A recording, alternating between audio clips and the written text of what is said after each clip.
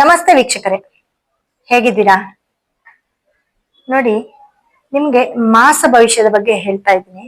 ಹಾಗೆ ಇವತ್ತು ವೃಷಭ ರಾಶಿಯವರ ಆಗಸ್ಟ್ ತಿಂಗಳ ಮಾಸ ಭವಿಷ್ಯ ಅಂದ್ರೆ ಯಾವ ಶುಭ ಫಲ ಇರುತ್ತೆ, ಯಾವ ಅಶುಭ ಫಲ ಇರುತ್ತೆ, ಅದಕ್ಕೆ ಏನ್ ಪರಿಹಾರ ಮಾಡ್ಕೊಳ್ಬೇಕು ಅನ್ನೋದನ್ನ ಸಂಕ್ಷಿಪ್ತವಾಗಿ ಹೇಳ್ತಾ ಬರ್ತೀನಿ.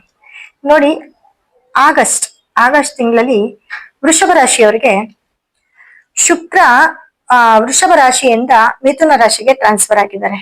ಸೊ ಏನಾಗುತ್ತೆ, ವೃಷಭ ರಾಶಿಯವರಿಗೆ ಧನಸ್ಥಾನದಲ್ಲಿ ಶುಕ್ರ ಮತ್ತೆ ಗುರು ಇರ್ತಾರೆ.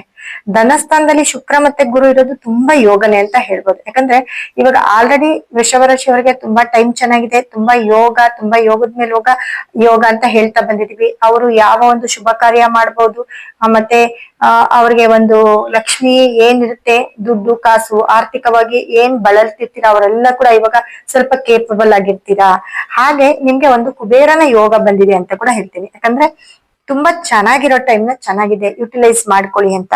ಹಾಗೆ ನೋಡಿ, ವೃಷಭ ರಾಶಿಯವರು ಇವಾಗ ಆಗಸ್ಟ್ ತಿಂಗಳಲ್ಲಿ ಮಿಥುನ ರಾಶಿ 2ನೇ ಮನೆಗೆ ಗುರು ಶುಕ್ರ ಇರೋದ್ರಿಂದ ನಿಮ್ಮ ಧನಸ್ಥಾನ ತುಂಬಾ ಚೆನ್ನಾಗಿರುತ್ತೆ. ಹಾಗೆ ನಿಮ್ಮ ಒಂದು ಶುಕ್ರ ಅಂದಾಗ ಒಂದು ಒಳ್ಳೆ ಕೆಲಸ ಮಾಡ್ಕೊಳ್ಳೋದು, ಅಥವಾ ನೀವು ಯಾವ್ದಾದ್ರು ಪಾರ್ಲರ್ ಏನಾದ್ರು ಇಟ್ಟಿದ್ರೆ ತುಂಬಾ ಚೆನ್ನಾಗಾಗ್ತೀರಾ.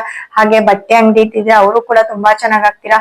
ಆದ್ರೆ ಏನಪ್ಪಾ ಅಂದ್ರೆ ಇದಕ್ಕೆ ನೀವು ಪರಿಹಾರ ಮಾಡ್ಕೊಳ್ಬೇಕು. ಆ ಕುಬೇರ, ನಾನು ಹೇಳ್ತಾ ಬರ್ತಾ ಇದ್ದೀನಿ, ನಿಮ್ಗೆ ಶುಕ್ರ, ಗುರು, ಕುಬೇರ ಇವರೆಲ್ಲರೂ ಕೂಡ ತುಂಬಾ ಚೆನ್ನಾಗಿರೋದ್ರಿಂದ ಇವರ ಒಂದು ಕಲ್ಲು, ಒಂದು ಸ್ಟೋನ್ ಅನ್ನ ನೀವು ಆಕ್ಟಿವೇಟ್ ಮಾಡ್ಕೊಳ್ಳೇಬೇಕಾಗತ್ತೆ. ಹಾಗೆ 3ನೇ ಮನೇಲಿ ಸೂರ್ಯ ಮತ್ತೆ ಬುಧ ಇರೋದ್ರಿಂದ ಕಟಕ ರಾಶಿಯಲ್ಲಿ ವೃಷಭ ರಾಶಿಯವರಿಗೆ ತುಂಬಾ ಬೆನಿಫಿಟ್. ತುಂಬಾ ಅಂತಂದ್ರೆ ನಿಮ್ಮ ಒಂದು ಯಾರೆಲ್ಲ ಇರ್ತಾರೆ ನೋಡಿ, ನಿಮ್ಮ ಒಂದು ಗೌರ್ಮೆಂಟ್ ಜಾಬ್ ಇರ್ಬೋದು, ಅಥವಾ ನಿಮ್ ಮನೇಲಿ ಯಾವ್ದಾದ್ರು ಕಾನೂನು ಪ್ರಾಬ್ಲಮ್ ಇದ್ರೆ ಅದು ಯಾವ್ದೋ ಒಂದ್ ರೀತಿಯಲ್ಲಿ ನಿಮ್ಗೆ ಅದು ಸಾಲ್ಟ್ ಆಗ್ತಾ ಬರ್ತದೆ. ಮತ್ತೆ ನೀವು ಯಾವ್ದಾದ್ರು ಗೌರ್ಮೆಂಟ್ ಕೆಲ್ಸಕ್ಕಾಗಿರ್ಬೋದು, ಅಥವಾ ಮನೆ ಮಟ್ಟ ಮಾಡ್ಕೊಳ್ತಿದ್ರೆ ಏನೇ ಪ್ರಾಬ್ಲಮ್ ಇದ್ರು ಕೂಡ ಅದು ಕ್ಲಿಯರ್ ಆಗತ್ತೆ. ಸೂರ್ಯ ಬುಧ 3ನೇ ಮನೇಲಿ ಇರೋದ್ರಿಂದ ಇನ್ನೊಂದ್ ಏನಪ್ಪಾ ಬೆನಿಫಿಟ್ ಅಂತಂದ್ರೆ, ನಿಮ್ಗೆ ಯಾರಾದ್ರೂ ಹಳೇ ಫ್ರೆಂಡ್ಸ್, ನಿಮ್ಮ ತಂದೆ ಫ್ರೆಂಡ್ಸ್ ಆಗಿರ್ಬೋದು, ತಾತನ ಕಾಲದವ್ರಾಗಿ ಯಾರಾದ್ರೂ ಹಿರಿಯರು ನಿಮ್ಗೆ ಹುಡ್ಕೊಂಡ್ ಬರ್ತಾರೆ, ನಿಮ್ಮನ್ನ ಮೀಟ್ ಮಾಡ್ತಾರೆ. ಅಥವಾ ನೀವೇ ಯಾರಾದ್ರೂ ಹಳೆ ಫ್ರೆಂಡ್ಸ್ ಆಗಿರ್ಬೋದು, ಹಳೆ ಸಂಬಂಧಿಕರಾಗಿರ್ಬೋದು, ಅವ್ರನ್ನ ಕೂಡ ನೀವು ಮೀಟ್ ಮಾಡ್ತೀರಾ ಅಂತ ಹೇಳುತ್ತೆ. ಹಾಗೆ ನೋಡಿ, 4ನೇ ಮನೆಯಲ್ಲಿ ಬಂದು ನಿಮ್ಗೆ ಕೇತು ಇರ್ತಾರೆ. ಈ 4ನೇ ಮನೆಯಲ್ಲಿ ಕೇತು ಇರೋದ್ರಿಂದ ತಾಯಿಯ ಆರೋಗ್ಯದ ಕಡೆ ಸ್ವಲ್ಪ ಗಮನ ಹರಿಸ್ಬೇಕಾಗತ್ತೆ ವೃಷಭ ರಾಶಿಯವರು. ಹಾಗೆ ಈ ಮನೇಲಿ ಸ್ವಲ್ಪ ಎಲ್ಲೋ ಒಂದ್ ಕಡೆ ಕಲಹಗಳು ಜಾಸ್ತಿ ಆಗ್ತಾ ಹೋಗುತ್ತೆ. ಅದಕ್ಕಾಗಿ ನೀವು ಅತಿ ಹೆಚ್ಚು ನೀವು ದೇವ್ರ ಪೂಜೆ, ಕೇತುಗೆ ಅಂದ್ರೆ ಗಣಪತಿ ಸಂಬಂಧ ಆಗಿರ್ಬೋದು, ಅಥವಾ ಈ ರಾಹುಗೆ ಸಂಬಂಧಪಟ್ಟಂತಹ ಪೂಜೆಗಳಾಗಿರ್ಬೋದು, ರಾಹುನ ಆರಾಧಿಸೋದಾಗಿರ್ಬೋದು, ಇದನ್ನೆಲ್ಲ ಕೂಡ ನೀವು ಮಾಡ್ತಾ ಬರ್ಬೇಕಾಗತ್ತೆ. ಹಾಗೆ ನೋಡಿ, 5ನೇ ಮನೆ ಕನ್ಯಾದಲ್ಲಿ ಕುಜಗ್ರಹ ಇರೋದ್ರಿಂದ, 5ನೇ ಮನೇಲಿ ಕುಜಗ್ರಹ ಇರೋದ್ರಿಂದ ಈ ಮಕ್ಕಳಿಗೆ ಸ್ವಲ್ಪ, ಮಕ್ಕಳು ನಿಮ್ಗೆ ಯಾರಾದ್ರೂ ಈಗ ಮಕ್ಕಳು ಹುಟ್ಟಿದ್ರೆ ತುಂಬಾ ಸ್ಟ್ರಾಂಗ್ ಆಗಿರ್ತಾರೆ. ಮತ್ತೆ ನಿಮ್ಮ ಕುಟುಂಬದಲ್ಲಿ ಯಾರಿಗಾದ್ರೂ ಮಕ್ಕಳು ಹುಟ್ಟಿದ್ರೆ ಅವರು ಸ್ಟ್ರಾಂಗ್ ಆಗಿರ್ತಾರೆ. ಮತ್ತೆ ನಿಮ್ಮ ಮಕ್ಕಳು ಯಾವ್ದಾದ್ರು ಸ್ಪೋರ್ಟ್ಸ್ ಅಲ್ಲಿ ಆಗಿರ್ಬೋದು, ಅಥವಾ ಯಾವ್ದಾದ್ರು ಗೌರ್ಮೆಂಟ್ ಜಾಬ್ ಅಲ್ಲಿ ಆಗಿರ್ಬೋದು, ಅವ್ರು ಏನಾದ್ರೂ ಕೆಲಸ ಮಾಡ್ತೀರಾ ಅದ್ರೆಲ್ಲ ಸಕ್ಸಸ್ ನ ನೋಡ್ತಾರೆ. ಆ ಸಕ್ಸಸ್ ನ ನೀವು ನೋಡ್ತೀರಾ ಮತ್ತೆ ಕೇಳ್ತೀರಾ. ಮತ್ತೆ ನಿಮ್ಗೆ ಯಾವ್ದಾದ್ರು ಆಸ್ತಿ ಬರೋದಿದ್ರೆ, ಹಳೆಯ ಆಸ್ತಿ ಯಾವ್ದಾದ್ರು ಬರೋದಿದ್ರೆ ಅದು ಕೂಡ ಬರುತ್ತೆ. ಅಥವಾ ನೀವೇ ಲಾಭಕ್ಕೆ ಮಾರೋದಿದ್ರೆ ಅದು ಕೂಡ ಮಾರ್ಬಹುದು ಅಂತ ಹೇಳುತ್ತೆ. ನೋಡಿ, ಕುಜ 5ನೇ ಮನೇಲಿ ಇರೋದು. ಮತ್ತೆ ನಿಮ್ಗೆ ಇನ್ನೊಂದೇನಪ್ಪಾ ಅಂದ್ರೆ, ಈ ಶನಿಯ ದೃಷ್ಟಿ ಏನಾಗತ್ತೆ, ಶನಿಯ ದೃಷ್ಟಿ 3ನೇ ದೃಷ್ಟಿ ನಿಮ್ಮ ರಾಶಿ ಮೇಲೆ ಬೀಳೋದ್ರಿಂದ ಸ್ವಲ್ಪ ಮಾತಿನ ಕಡೆ ನಿಗಾ ಇರ್ಲಿ ಅಂತ ಸ್ಟಾರ್ಟಿಂಗ್ ಇಂದ ಹೇಳ್ಕೊ ಬಂದೆ. ಮತ್ತೆ ಫ್ರೆಂಡ್ಸ್ ಅವ್ರ ಹತ್ರ ಸ್ವಲ್ಪ ಗಮನ ಹರಿಸಿ ಏನೋ ಒಂದ್ ಮಾತಾಡ್ಬಿಟ್ಟು ಸಿಕ್ಕಾಕೊಳ್ಬೇಡಿ. ಹಾಗೆ 7ನೇ ದೃಷ್ಟಿ ನಿಮ್ಗೆ 5ನೇ ಮನೆ ಮೇಲೆ ಬಿದ್ದಾಗ, ಶನಿಯ ದೃಷ್ಟಿ 7ನೇ ದೃಷ್ಟಿ 5ನೇ ಮನೇಲಿ ಬಿದ್ದಾಗ ಮಕ್ಕಳಲ್ಲಿ ಎಲ್ಲೋ ವಿದ್ಯಾಭ್ಯಾಸ ಕುಂಠಿತ ಆಗತ್ತೆ. ಮಕ್ಕಳ ವಿದ್ಯಾಭ್ಯಾಸ ನೋಡ್ಕೊಳ್ಬೇಕಾಗತ್ತೆ. ಅಥವಾ ಅವ್ರ ಕಡೆಯಿಂದ ಏನಾದ್ರೂ ನಿಮ್ಗೆ ಮನ್ಸಿಗೆ ನೋವಾಗುವಂತ ಒಂದು ರೀತಿ, ಯಾಕಂದ್ರೆ ಶುಭ ಅಶುಭ ಫಲಗಳು ಎರಡು ಇರುತ್ತೆ, ನೋವು ಆಗ್ಬಹುದು. ಅಥವಾ ನಿಮ್ಮ ಮನೇಲಿ ನಿಮ್ಗೆ ವೃಷಭ ರಾಶಿಯವರೇ ಆಗಿದ್ರೆ ಈ ಒಂದು ವಿಚಾರದಲ್ಲಿ ಎಲ್ಲೋ ಒಂದು ಅಬಾರ್ಷನ್ ಆಗೋದಿರ್ಬೋದು, ಅಥವಾ ಮಕ್ಕಳನ್ನ ಕಳ್ಕೊಳ್ಳೋದಾಗಿರ್ಬೋದು, ಇಲ್ಲ ಮಕ್ಕಳನ್ನ ನಿಮ್ಮಿಂದ ದೂರದಲ್ಲಿ ಇರೋದಾಗಿರ್ಬೋದು, ಅದೆಲ್ಲ ಕೂಡ ಆಗತ್ತೆ.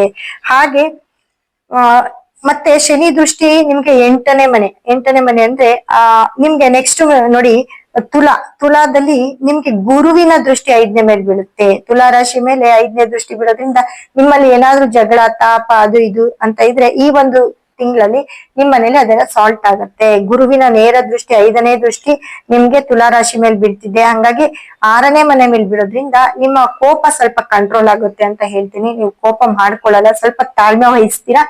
ಹಾಗೆ ನಿಮ್ಮ ಮನೆಯ ಒಂದು ಕಲಹ ಏನೋ ಯಾವ್ದೋ ಒಂದು ರೀತಿಯಲ್ಲಿ ಇತ್ಯರ್ಥ ಆಗತ್ತೆ. ಜಗಳ ಕದನಗಳೇನಾದ್ರೂ ನಡೀತಿದ್ರೆ ಅದೆಲ್ಲ ಬಗೆಹರಿಯುತ್ತೆ. ಹಾಗೆ 8ನೇ ಮನೆಗೆ ನಿಮ್ಗೆ ಶನಿ ದೃಷ್ಟಿ, ಶನಿಯ 10ನೇ ದೃಷ್ಟಿ.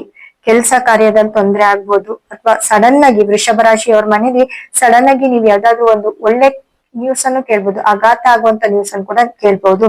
ಒಂದು ಪಾಸಿಟಿವ್ ಒಂದು ನೆಗೆಟಿವ್ ಯಾವ್ದಾದ್ರು ಆಗ್ಬೋದು ಅಂತ ಹೇಳ್ತೀವಿ ವೃಷಭ ರಾಶಿಯವ್ರಿಗೆ. ಹಾಗೆ ಗುರುವಿನ ದೃಷ್ಟಿ ಕೂಡ 8ನೇ ಮನೆ ಮೇಲೆ ಇರೋದ್ರಿಂದ, ಜೊತೆಗೆ ಕುಜನ 4ನೇ ದೃಷ್ಟಿ ಕೂಡ 8ನೇ ಮನೆ ಮೇಲೆ ಇರೋದ್ರಿಂದ ನಿಮ್ಮ ಮನೆಯಲ್ಲಿ ಸ್ವಲ್ಪ 7ನೇ ದೃಷ್ಟಿ ಇರೋದ್ರಿಂದ ನಿಮ್ಮ ಗಂಡ ಹೆಂಡತಿ ಸಮಸ್ಯೆ ಎಲ್ಲ ಸುಧಾರಿಸುತ್ತೆ, ಯಾಕಂದ್ರೆ ಗುರುವಿನ ದೃಷ್ಟಿ ಇರುತ್ತೆ. ಹಾಗೆ 10ನೇ ಮನೆ ದೃಷ್ಟಿ, ಶನಿ ದೃಷ್ಟಿ 8ನೇ ಮನೆ ಮೇಲೆ ಇರೋದ್ರಿಂದ ಹೇಳದ್ನೆಲ್ಲ ಗುಪ್ತ ವಿಷಯಗಳೆಲ್ಲ ಬಯಲಾಗ್ಬೋದು, ಅಥವಾ ಸೀಕ್ರೆಟ್ ವಿಷಯಗಳೆಲ್ಲ ಈಚೆ ಬರ್ಬೋದು, ಅಥವಾ ನಿಮ್ಗೆ ಗುಪ್ತವಾಗಿ ಯಾರಾದ್ರೂ ಮೋಸ ಮಾಡ್ಬಿಟ್ಟು ಹೋಗ್ಬೋದು, ನಿಮ್ಗೆ ಗೊತ್ತಿಲ್ದಿರಾನೆ ಏನಾದ್ರೂ ಆಗಿರ್ಬೋದು, ಅದ್ ಇವಾಗ ಬೆಳಕಕ್ ಬರ್ಬೋದು. ಅದರಿಂದ ನೀವು ಸ್ವಲ್ಪ ಶಾಕಿಂಗ್ ಆಗ್ತೀರಾ.